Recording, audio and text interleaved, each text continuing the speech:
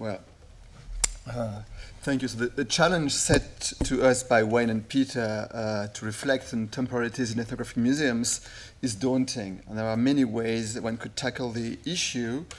And one of them is how do museums deal with the tensions between the past-oriented and future-oriented aspects in their work and missions. So museums are associated with the past, but their mission is also oriented to the future. They have the mission to preserve the collections for future generations and also making a relevant discourse for today. So I would be more interested to single out two questions. One is by taking up the Malinowskian notion of the past in the present, which I think is much more productive than the notion of memory, which has become current in academic and public discourses, at least in France, since this anthropology of the past in the present attracts attention to the multiplicity of forms of presence of the past in our contemporary world. It is not only in discourses, in histories, but also reconstitutions, monuments, categories, languages, eating practices, and so forth.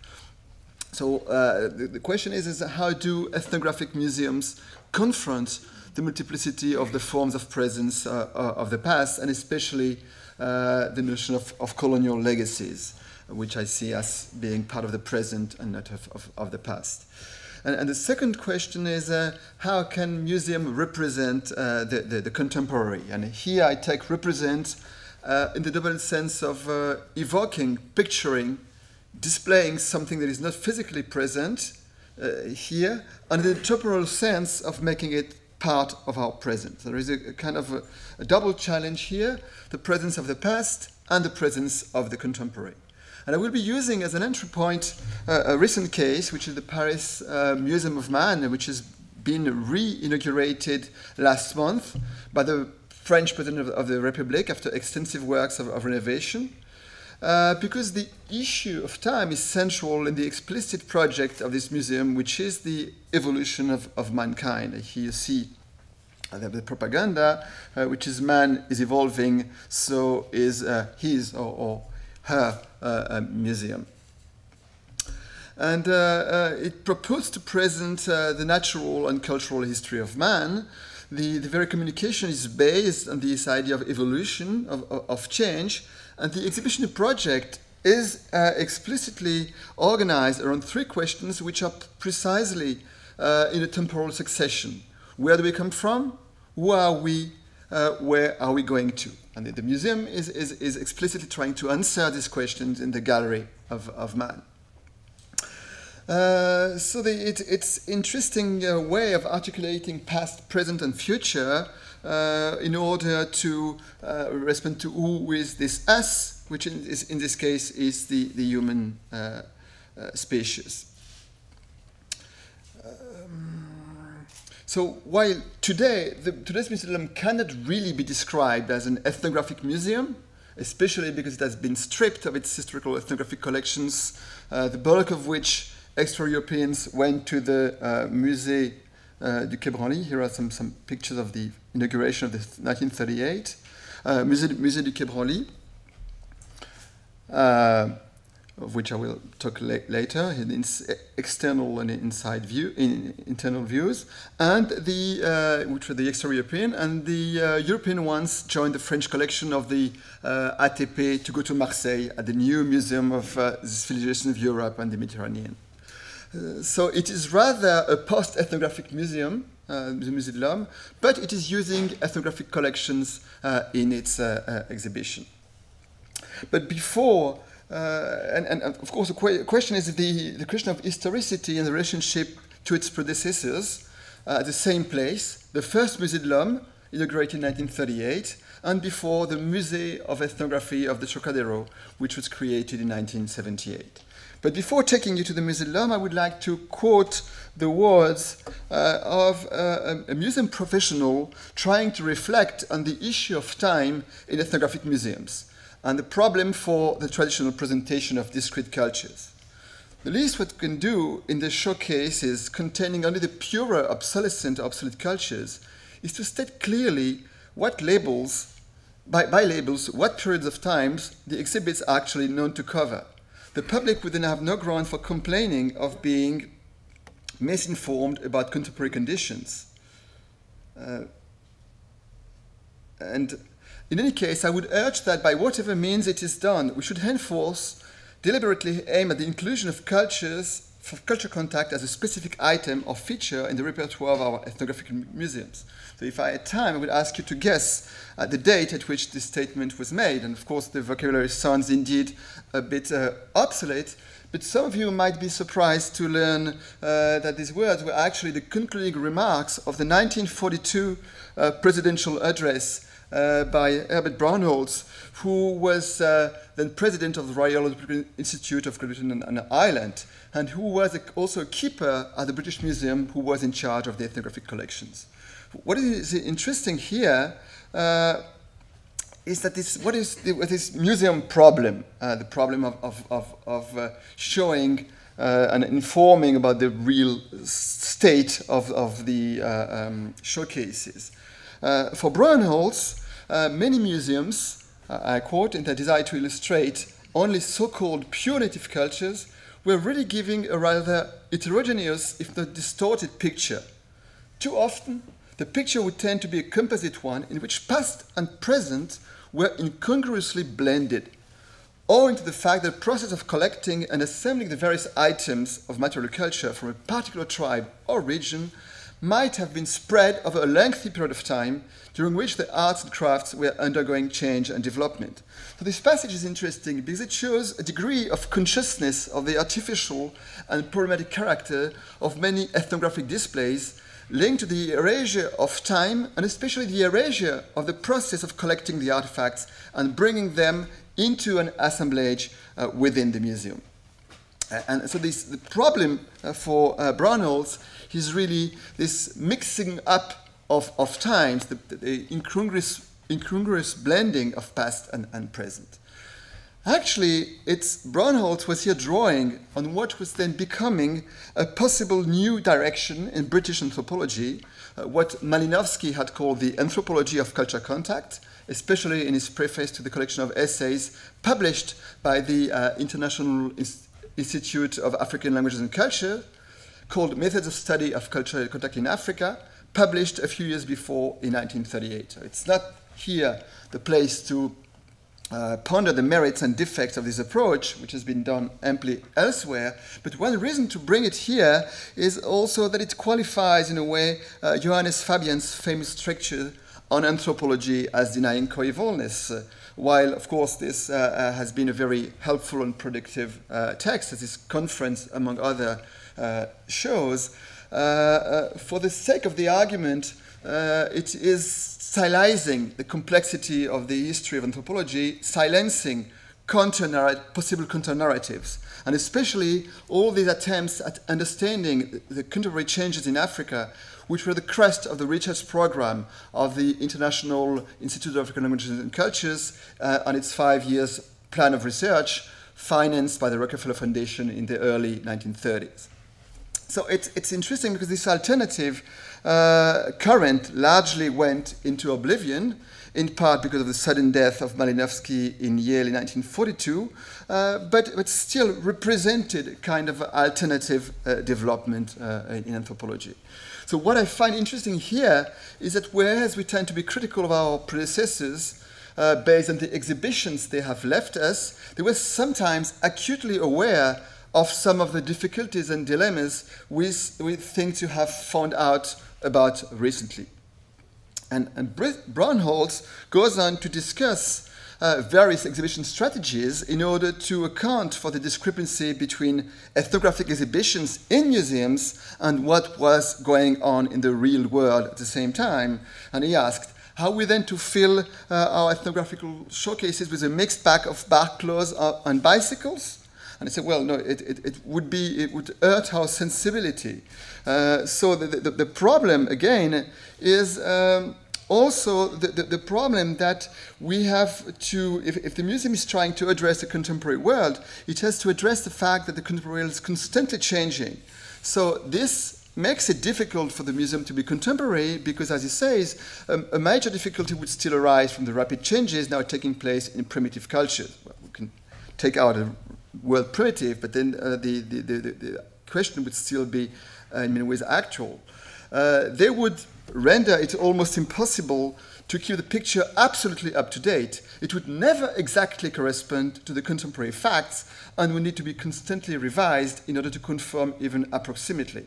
And it is what we could call the Braunholz dilemma, seems to be quite an early formulation of the impossible museography of the contemporary, which has proven an insurmountable problem to many ethnographic museums. Okay. So now let's go to the Musée de l'Homme.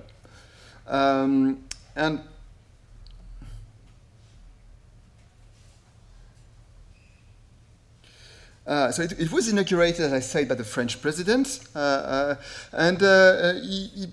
he quoted the fact that this museum was representing universalism, and that universalism was the gift of France to mankind. So the Musée de l'Homme was set up initially in 1938, and again it was repeated. The interesting thing is that the continuity between the initial project and the 2015 project was constantly repeated in the inauguration, in the public messages, and in the very instauration of a link between the past and the present. And basically, according to François Hollande, the message of the museum was that behind apparent differences, there is only one human species, and that race is a fiction. And there was especially a reference to recent public controversy about a French politician talking about races. So the idea of the museum is to emphasize the unity of mankind beyond a superficial difference. And here is a way to do that. It's the entrance welcome wall, an installation by the Cameroon-born artist Pascal Martin Taillou, to which I'll come back later, which illustrates the diversity of humanity through the multiplicity of languages. So in the section, first section, who are we? There is something about man as a physical being. And we have here a dichotomy between the section which is along the wall, which is illustrating, displaying the diversity of human cultures. These body transformations or adornments are both naturalized through the comparison with the behavior of animal species and presented as being superficial. Here it's the human body between nature and culture.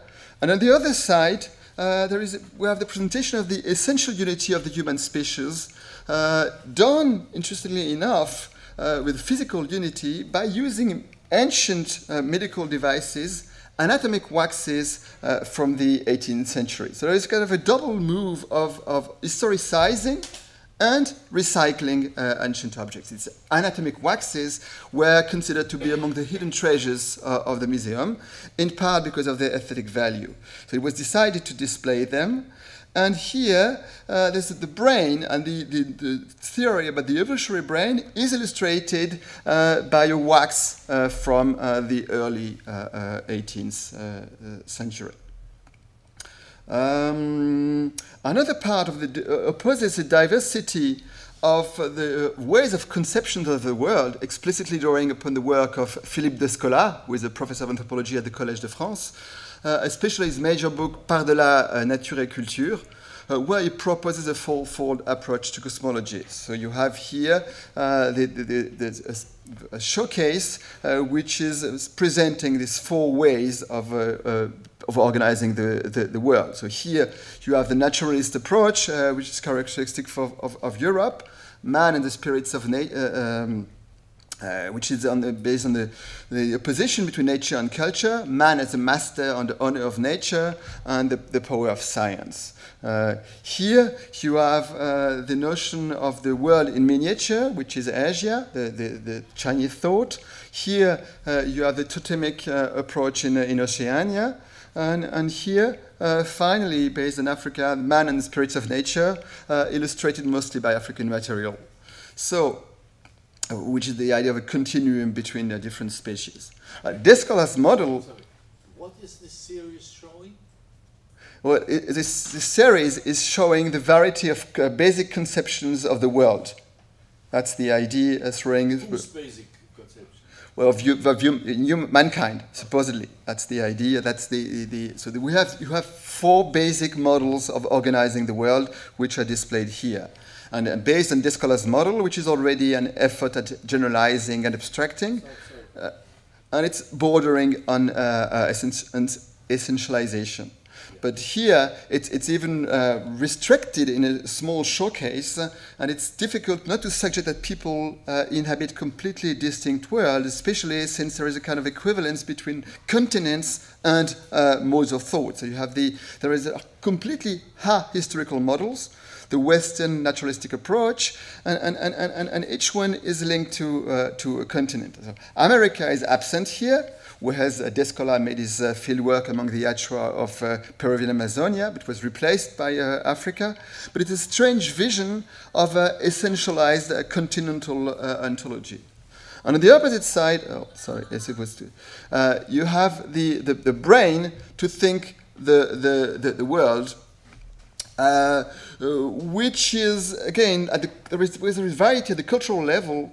There are many conceptions, but at the fundamental biological level, there is only one brain. So it's a cosmological statement about the stability of human nature as guaranteed by science. And there is a tension between the fact that the scientific position is presented as European and the fact that this is the very organizing conception for the whole museum.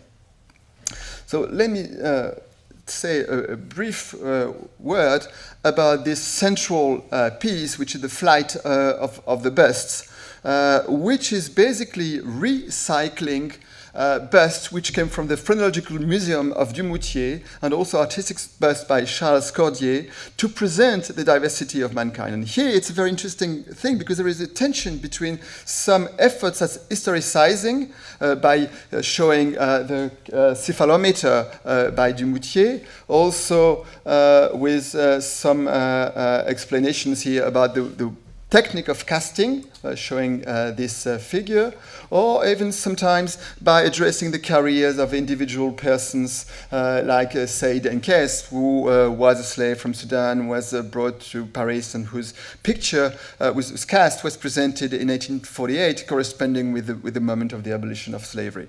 So, but these historicizing attempts are strikingly in conflict with the whole idea that you're trying to explain the diversity of humankind, and here, which reminds of former ways of presenting diversity of mankind, so at the colonial exhibition, or even at the Museum of Man of 1938, where you had the presentation of the various human races. Okay. So I'll skip the part about the prehistory, which is, in fact, that the way where the past is mostly this long past, this long human past. And here again, you have the kind of conflict between the attempts at historicizing, a scientific discourse, and aesthetics of curiosity, which is explicitly brought out in the presentation. So and finally, a few words about the way to present the present, which is the idea of presenting globalization by using this kind of recourses, neo-historical, neo-realistic devices like this bus, and also presenting the globalization, which is at the basically, whereas one would think of having a crescent uniformity, actually you still have a diversity of forms in the use of materials. And here we are it's strictly one of the advices given by Braunholz in 1942, that is to use the diversity of materials the way they're being reused in other places. And also, for instance, here with the way cellular phones are also being diverse in the world. And finally, with the diversity of identity movements and identity politics in the world. So I'll have to rush to finish. There's also the strategy to call the contemporary artists. How will we address contemporaneity? Let's call a contemporary artist.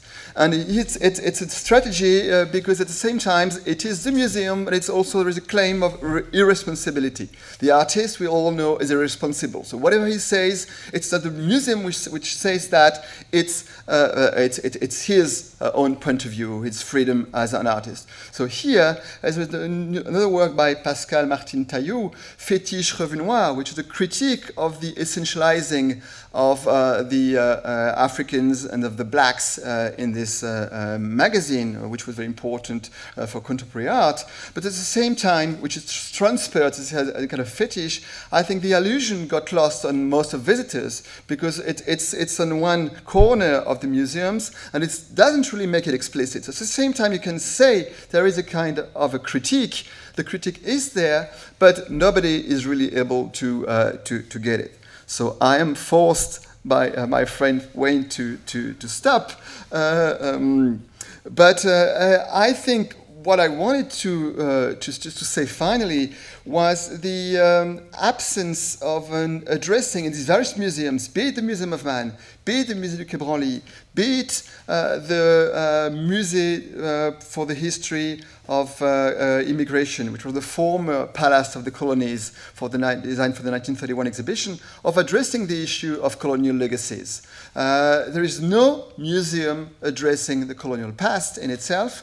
So this presence of the past, which is in fact present and organizing all these museums, doesn't really get to be addressed, except in very small attempts, in very marginal attempts in all these museums. And I think it's one of the problems with these uses of the past. Well, thank you.